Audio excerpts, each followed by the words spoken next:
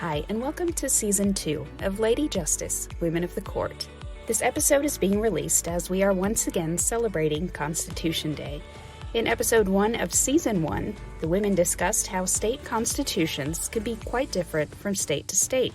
We'll continue that theme as the justices discuss timely issues, like redistricting after the recent census. This is just a great demonstration of how what your Constitution says matters. We'll also check in with the Lady Justices about the most recent amendments and proposed amendments to the constitutions in their states. So their amendment is to make it harder to amend the Constitution. Then stay tuned for the lightning round, where the women reminisce about their first concert. My dad went days before with a folding chair to wait to buy tickets for us. That's coming up on this episode. Thanks for joining us.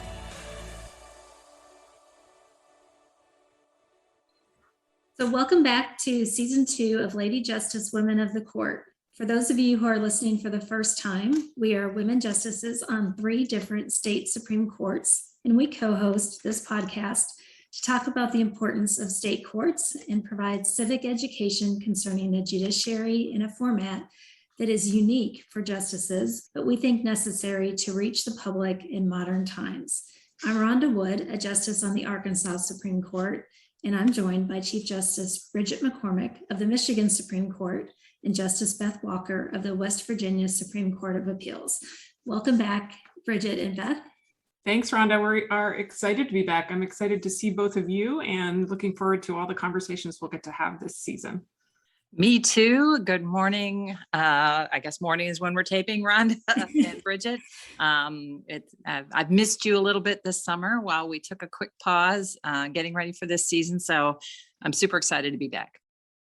Likewise. Well, we're beginning the season like last year by celebrating Constitution Day, which is September 17th, and celebrates the anniversary of the day the delegates to the U.S. Constitution Convention met for the last time to sign the document on September 17th, 1787.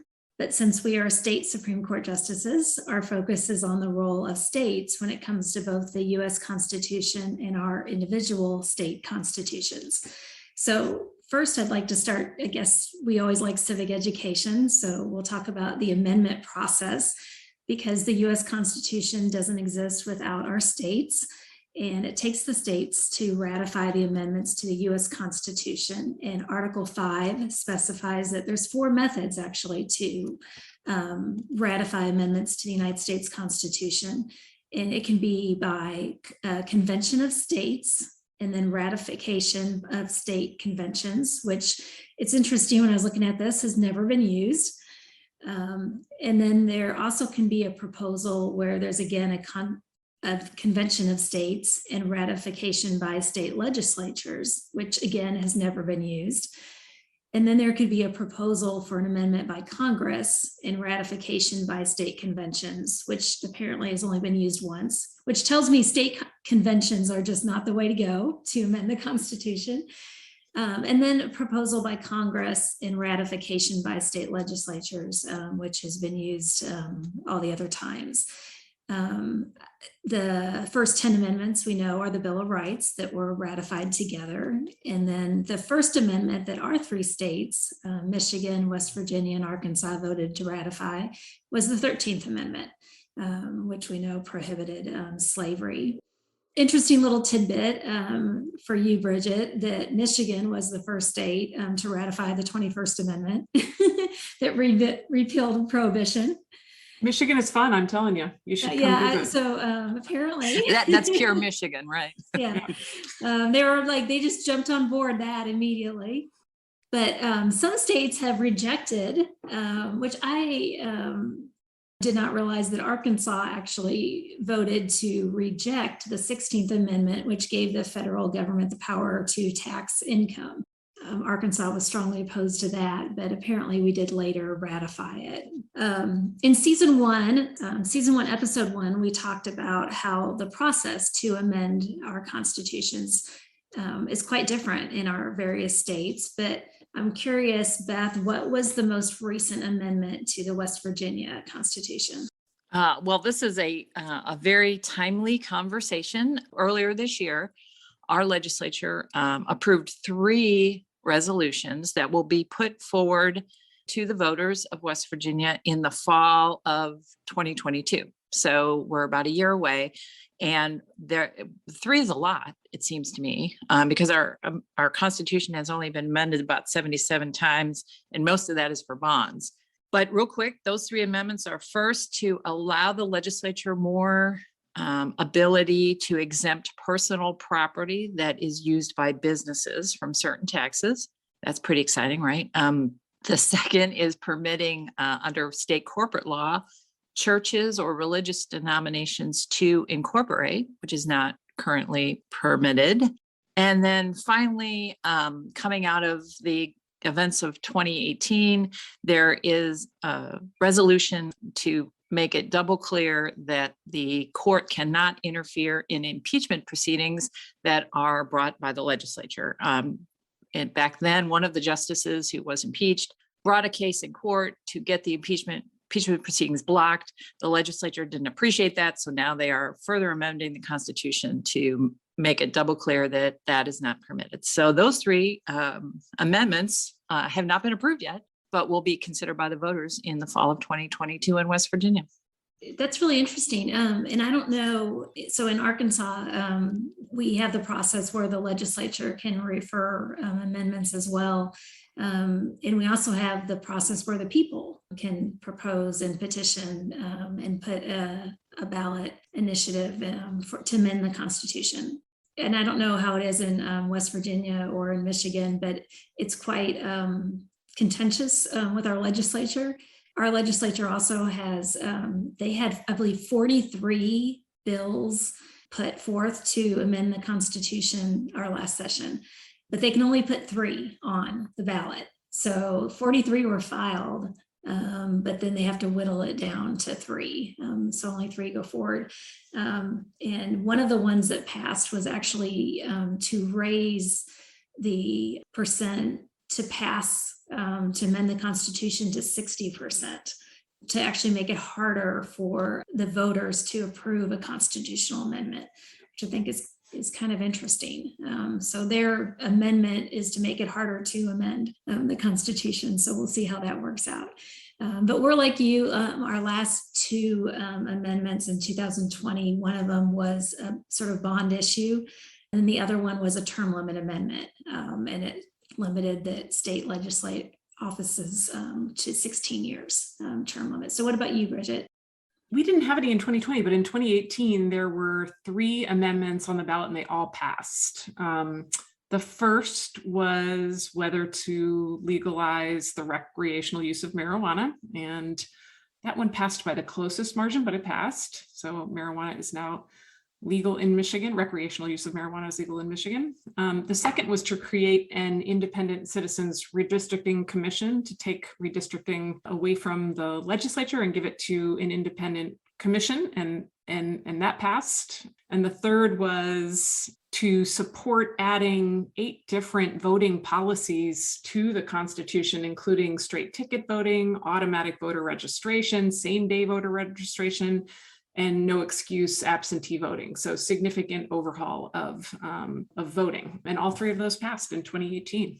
So, and you do have straight ticket voting then in Michigan? We do now. You do now? The Constitution says we do. Okay, the Constitution says. We do not have that in Arkansas. I don't know. We had that in West Virginia until just a few years ago when the control of the legislature switched from Democrat, which it was Democrat controlled for about 70 years. Republicans took over, and that was one of the things that Republicans thought should be changed.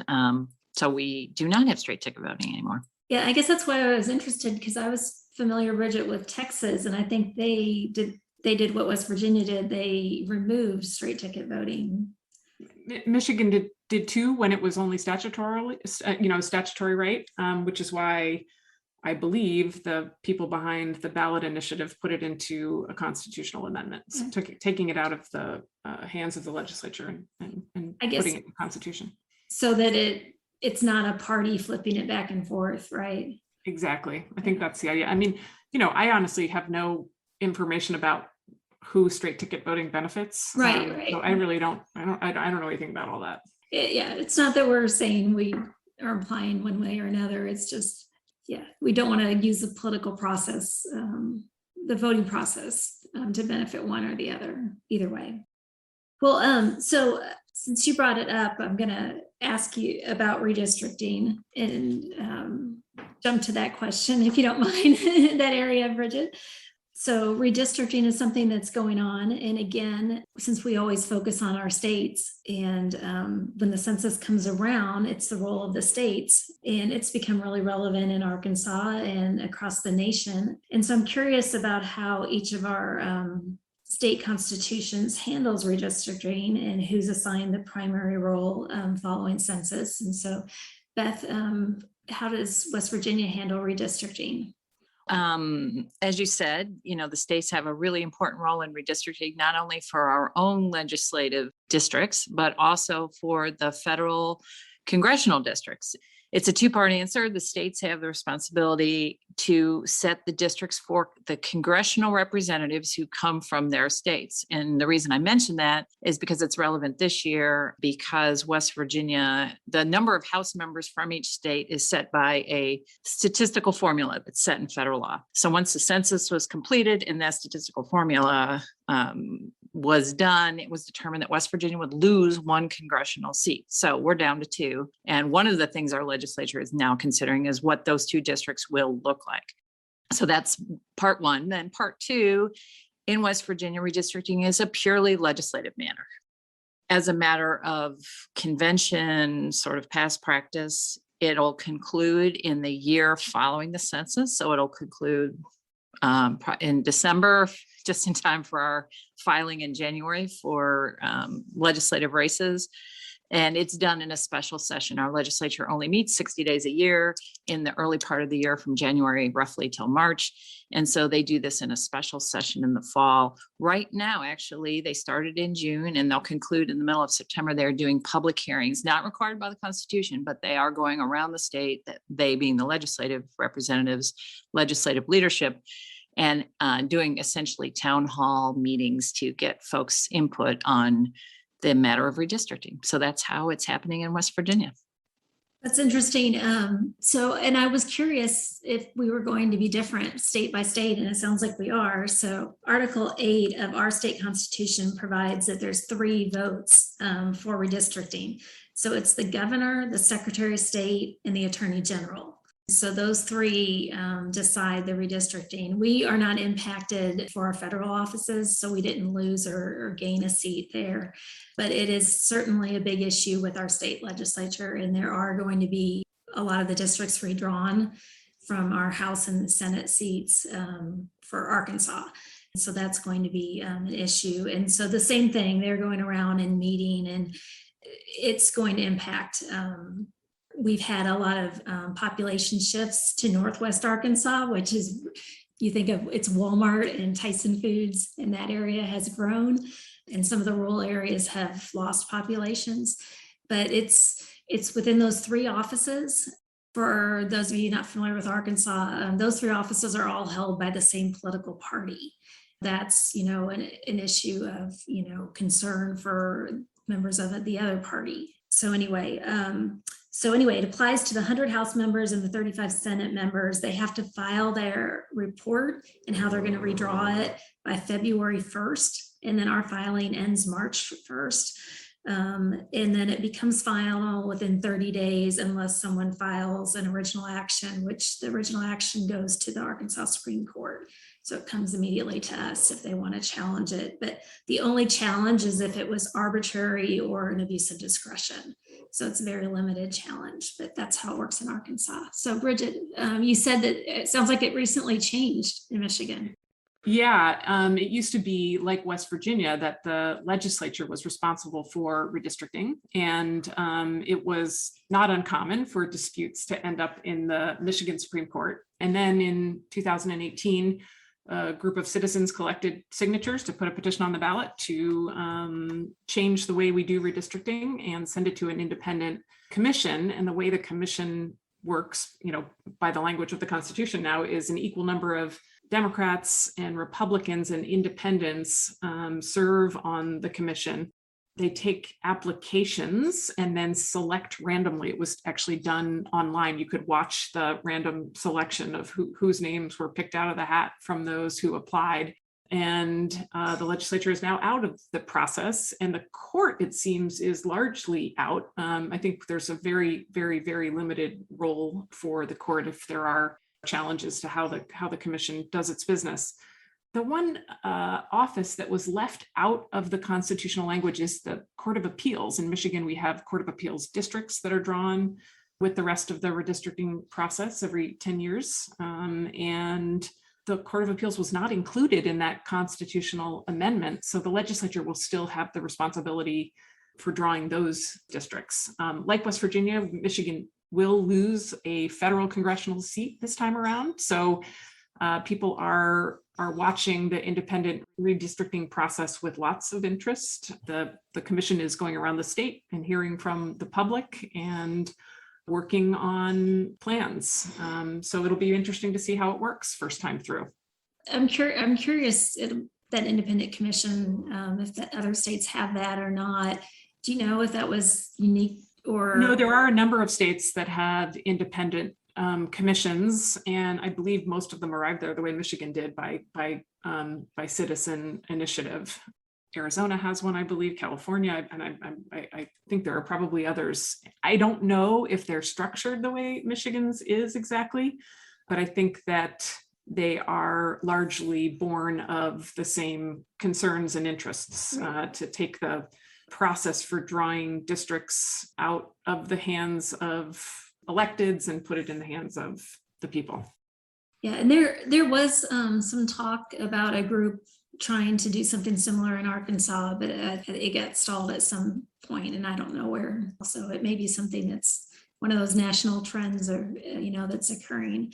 The really interesting thing that I'll throw in just from West Virginia, and we talked about it in our very first episode, was that there's not a citizen initiative provision in our Constitution for amending the Constitution. So even if a citizens group wanted to do something like create an independent commission for redistricting, it's sort of a chicken and egg thing, because they'd have to convince the legislature to change the Constitution, which gives them the sole authority for putting forward constitutional amendments. So this is just a great demonstration of how what your Constitution says matters as to what can be done in terms of what the public and the voters want, as opposed to what the legislators want. Right. And I guess you have to convince the legislature to share its power with, the people, in other words, in West Virginia. Well, so talking about state constitutions, the other thing that's been really a sort of hot topic in Arkansas is about the power given to the Supreme Courts in the Constitution. And I don't know if that's been an issue in your states as well. Bridget, is there a specific grant of power to Michigan in your Constitution?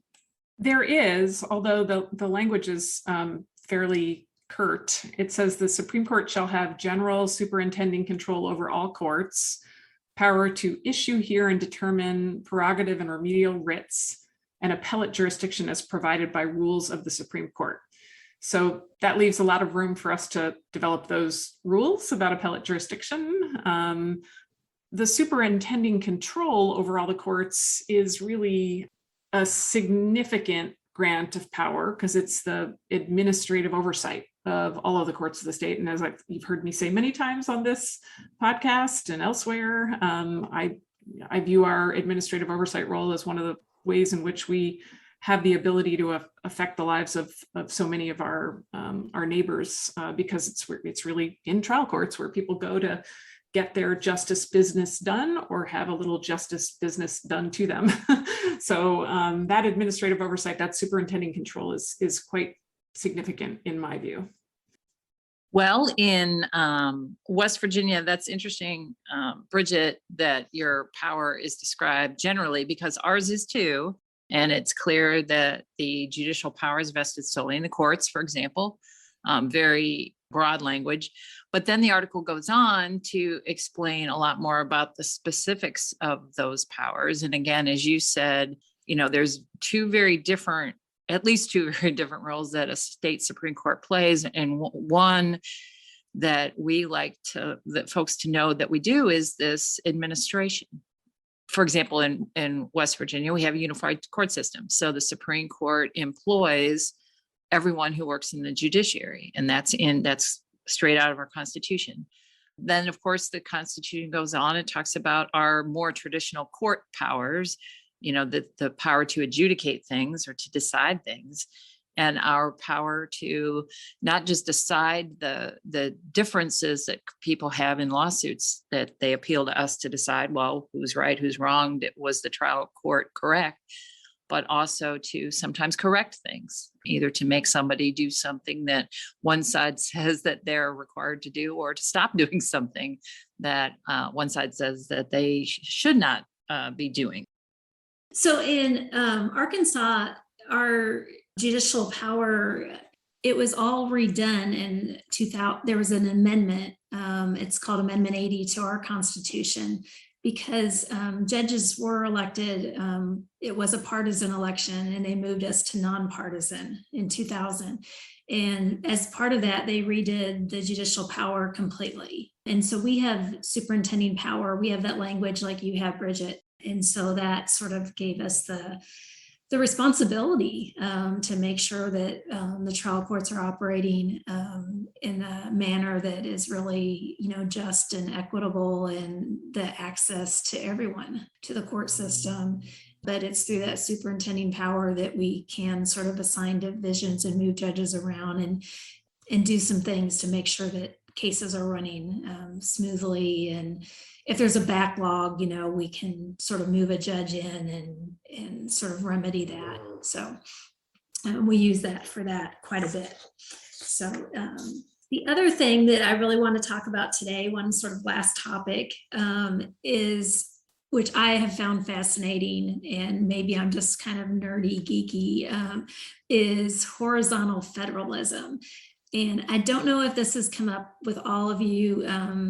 And Bridget, I'm really curious about how much it impacts you, because you have this newer constitution in Michigan, but for Arkansas. But we've talked a lot in our podcast about how, and especially in our first episode last year, about how states can choose to interpret the US Constitution differently and provide more individual rights, but how horizontally we may have similar provisions in our Constitution as other states, and how we may choose to sort of interpret them differently because it's our state's Constitution.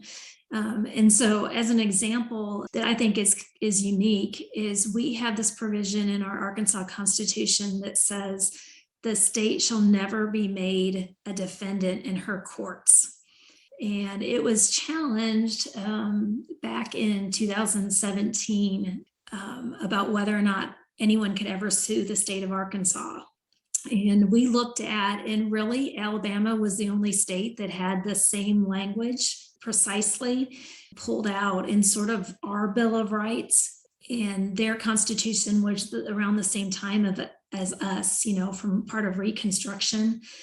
And theirs is never means never. So in Alabama, you never can sue the state of Alabama. And with Arkansas, we have interpreted it to mean that way, except we sort of say if the state is acting illegally, or a state, actor, that you're not really acting as the state.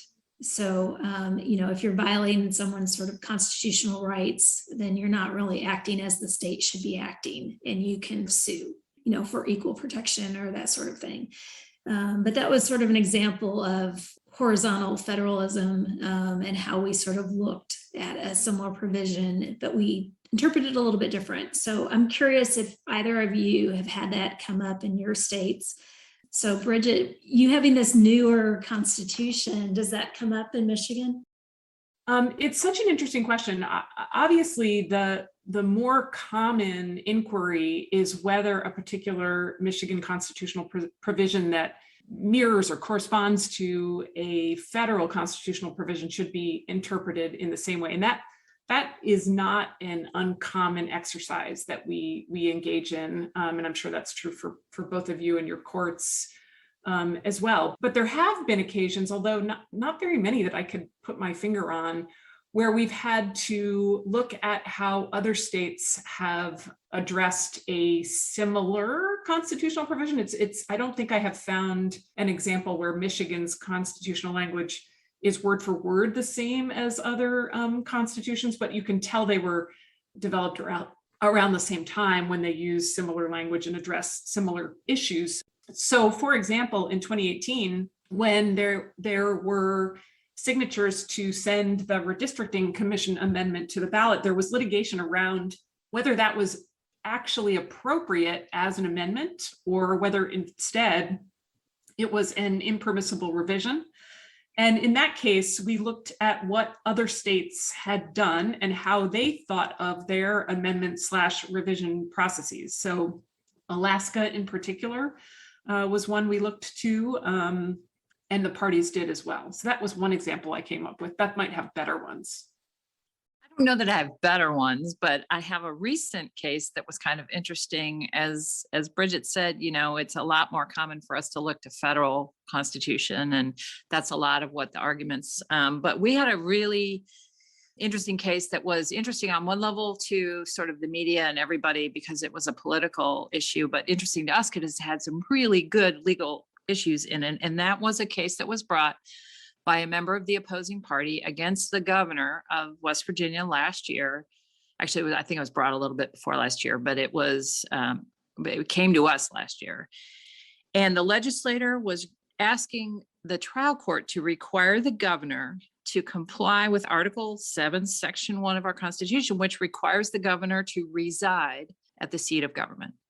So the governor kept his home a couple of hours away in West Virginia and commuted back and forth to the Capitol and made it fairly public that he was not living at the governor's mansion. And so the member of the opposing party sued him to make him live in Charleston. All kinds of interesting political ramifications of that and posturing and all the things that happen legitimately in the executive and the legislative branches. But it came to us with the interesting question because the governor asked us to tell the court that it did not have the power to enforce that section of the Constitution, that it was a separation of powers issue. So one of the questions we looked at is whether the governor's compliance with the reside provision of the Constitution was a discretionary or non-discretionary duty. Did the governor get to decide what reside meant, or does the language of the Constitution, and did the court get to dictate what the Constitution says? So for example, we looked to the state of Washington, which had taken up, apparently, obviously nothing happens for the first time usually, and these reside provisions can be litigated. So Washington had looked at it. We took a look at that. And so that's one example of, looking, because obviously the federal Constitution would be of no concern to us because this is purely a state matter. Our state constitution says whether its officers need to live somewhere or not. And that's what we were taking up in this case. But then we got to the heart of the issue, which is what does it mean to reside? What does it mean to reside at the seat of government? And of course, we looked back to all of the constitutional conventions and what the debate was and all of that. But we also looked at the state of Maryland, which had similar litigation and a similar provision. So we determined what reside meant. And then we had another syllabus point too, where we held that the duty of executive officers to reside at the seat of government is a mandatory non-discretionary duty for which a writ of mandamus may lie to require compliance. And so we denied the governor's request to stop the trial court and sent it back to the trial court.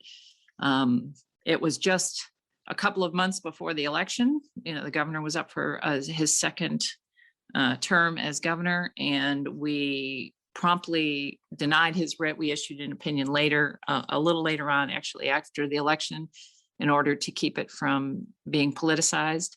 But we did, our only sources of authority really were other states. So that was kind of a long answer, Rhonda, but it was an interesting case. Well, so as we wrap up this Constitution Day and episode 1, we're going to wrap up with a lightning round. I think I'm going to go in order of Bridget, Beth, and then myself, if that's okay. And so I'm going to start with, do you have other podcasts that you listen to? And if so, what are they? I listen to a lot of podcasts, but I'll mention 2 in particular here. The Future Law podcast, which is Mike Madison from Pitt Law School, and focusing on the future of the profession and interviewing interviewing innovators and entrepreneurs. And it's I think a great listen. And then Law Next, which is Bob Ambrosie's podcast, also on innovators and entrepreneurs in law. I guess you can see a theme in my listening. I do listen to a lot of other law podcasts as well, but those are 2 that I would focus on. I will, as Bridget said, I've listened to a few, and I kind of dabble around and listen to different podcasts looking for interesting things. But 2 that I listen to, one is the Radio Free Hillsdale Hour, which is my beloved Hillsdale College, my alma mater in the state of Michigan. They have a podcast, and it keeps me connected to what's going on campus. So I enjoy that. I don't listen to every single one. They put a lot of content out, but I try to keep up. And then, as you might imagine, I listen to a podcast called The Path to Wellbeing in Law, which is put together by the Institute for Wellbeing in Law. It's something that I care about. And so those are 2. In another podcast, we need to discuss whether we listen at 1.0 or 1.5 or 2.0. Oh, that's funny. So I listen to Gist. I really like that about dissenting. And I know that, some of us went on that one. And then the other one that I really like that I've listened to for years is Grammar Girl, which is just a lot of fun. I don't know if you've ever listened to that, but it's short and they do quirky. So they may do a dog themed one. They did an alcohol themed one, I think a couple of weeks ago, but they talk about how words developed, and then they also sort of correct common grammar errors. But it's fun and it's short. And anyway, that just tells you a lot about me probably right there. So the other question is, are you an extrovert or introvert? I'm an introvert, which is really complicated in a statewide elected position. I feel like I'm an introvert who has learned extrovert skills so that I can use them when I need them, which is common, although the pandemic was, allowed a lot more of my introverted habits to come to the fore. And so I am probably best described as an extrovert. But even though you would think that's a perfect personality for, a statewide elected official, sometimes you have to check yourself, particularly in our jobs, when I tend to decide first and think later sometimes. And I find that sometimes I need to slow down a little bit and try to be a little bit more introverted. So I am an introvert, and it's always very hard during campaign season, when you're out on the trail, I need those moments to come back home and sort of recharge my introvert self. So like Bridget, I've learned to adapt in the extrovert world, but every time I've tested, I just blow the chart off the introvert. So maybe that's, we're just we adapt. And Beth, you had to adapt it well to the introvert because you have to spend so much time by yourself to do your job. So I think we've all adapted well. So the other question I have is, I saw, Beth, that you posted a 90s throwback picture. You tweeted it. And so it started me thinking, what was the first concert that you ever attended? It's such a fun question. The first concert I attended with my dad and my 2 siblings, and it was the Jackson 5 reunion tour at the Meadowlands in New Jersey. And my dad literally went days before with a folding chair to wait to buy tickets for us because we were so into the Jackson 5. And the things that we dressed up in, of which there are still photos of, are unbelievable. My brother in particular was young. I think he was like in 3rd grade or so, and he could moonwalk. He was like obsessed with Michael Jackson, and he had a full on Beat It costume, like that red leather jacket, the rolled up pants. And my sister has that photo, and she blew it up to like a life-size version, which she's waiting to, use against him on like the Late Show one day. So Jackson 5 reunion tour. And mine goes a little further back than the 90s, I will say. And it is probably an age indicator, but my first concert was a Bee Gees concert at the old Cleveland Coliseum in Northeast Ohio. And it was whatever the album was. It had Tragedy on it. So it wasn't it was a little after Saturday Night Fever, although that was certainly featured. A lot of fun. And I went with my mother. Well, and I'll say that my first concert was not 90s either. So I think that we're all in the same generation. So my first, I think, concert in a big theme was Rick Springfield, and doing Jesse's Girl. But then when both of you mentioned about your family, and it wasn't a true concert, but it was kind of, he appeared as I saw Roy Orbison, I think with my parents. So I think that one at the time felt like torture to me when they drugged me to that. But now looking back, it was such a cool moment that I experienced. But anyway, so the good old days. So yeah, Jesse's Girl. But the other thing is, I'm curious because I will tell you, we have a pretty fun one where I live, but do any of your cities where you live or anything have an annual festival? Because sometimes you get really interesting answers here. Ann Arbor has so many annual festivals. It's hard for me to pick. The Ann Arbor Art Fair is a very well-known art fair, and the Folk Festival is a wonderful music festival. But I think the festival that Ann Arbor is probably most known for is the Hash Bash, which is or was traditionally held every April.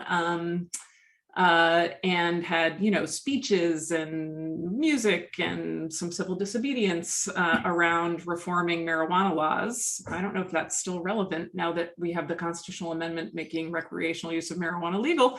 But the first Hash Bash was held on Saturday, April 1st in 1972, and it was in response to a very recent decision from the Michigan Supreme Court declaring unconstitutional a statute used to convict the activist John Sinclair for possession of 2 marijuana cigarettes. I think that's what they were called in the opinion. Hash Bash, that's the one we're famous for. Hey, you asked. Wow, I can't even get close to that one. But the nice thing we have in West Virginia is a beautiful Capitol complex. Anyone who drives through Charleston, West Virginia on the interstate knows we have a beautiful gold dome and just a beautiful grounds. And so it's used a lot. And one of my favorite things it's used for is the Vandalia Festival. It's called on Memorial Day weekend every year. And during that festival, it is a celebration of all of West Virginians' Appalachian heritage. So all things Appalachia, from bluegrass music to arts and crafts to food, all on the Capitol grounds, all for the whole weekend. Vandalia actually is the name of one of the proposed finalist names for our state. They were just going to call it Vandalia instead of West Virginia. West Virginia eventually won out, but we still have the Vandalia Festival every year to remind us of our heritage. And it's great fun and very popular and a cool thing. So Bridget, I've got a competition for you. So we have in Conway, it's called Toad Suck Days. It's the first weekend in May, and it's because way back when the barges and everything came down the Arkansas River, and we had a dam, but the barges would get backlogged or the river would not be high enough to float, and they would stop and have to sort of be stuck. And apparently they would stop at the side at a tavern and they would swell up like toads from excessive drinking. And so it's called now the Toad Suck Park, and it's Toad Suck Days. And it's Days, DAZE, which is interesting because we're in a dry county. So go figure, but it's a family fest. So even though the name does not give you that connotation, but people actually just call me all the time to buy the t-shirts because the t-shirts are always a lot of fun with the toads on them and whatnot. And so that's what Conway is known for, Toad Suck Days, and it's a huge festival that everybody comes in for, but very family friendly. So anyway, that wraps up the start of season 2, episode 1, and I'm glad to be back with both of you. And I know we're sad that we don't have Eva with us this season, but I know we have lots of plans to bring in other justices and other people along with us. And so thank you all for listening to Lady Justice Women of the Court. And whether this is your first time or we're welcoming you back from season 1, please follow us on Twitter and Facebook. And we'd love to hear from you, especially if you have any suggestions for future episodes.